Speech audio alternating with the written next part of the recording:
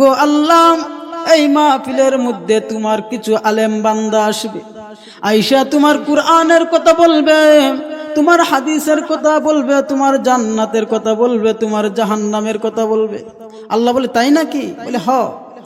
বলে ফেরেশতা ওরা যে আমার জান্নাতের কথা শুনবে, ওরা যে আমার জাহান্নামের কথা শুনবে, ওরা কি আমার জান্নাত দেখেছে নাকি? ফেরেশতারা বলে না না আল্লাহ, ওরা আপনার জান্নাত দেখে নাই। বলে ওরা যদি আমার জান্নাত দেখতো তাহলে ওরা কি করত?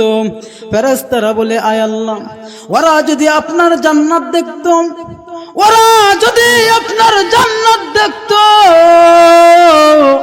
দুনিয়ার সব কিছু কাজকর্ম ফেলে দিয়ে ওরা আপনার জান্নাতে ঢোকার জন্য, ওরা ইবাদত বন্দেগী করার জন্য প্রতিযোগিতায় শুরু করে দিত। আল্লাহ বলে তাই প্রতিযোগিতা শুরু করে দিত? বলে হ্যাঁ আল্লাহ।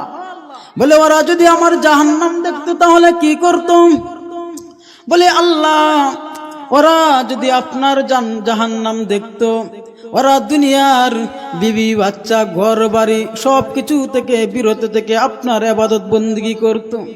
আপনি যে এই পৃথিবীর মধ্যে এত সুন্দর নাজ নিয়ামত দিয়েছেন, ওই আপনার নাজ নিয়ামত দেখার মতো কোনো বান্দা থাকতো না আপনার। বলে কেন বান্দা থাকতো না?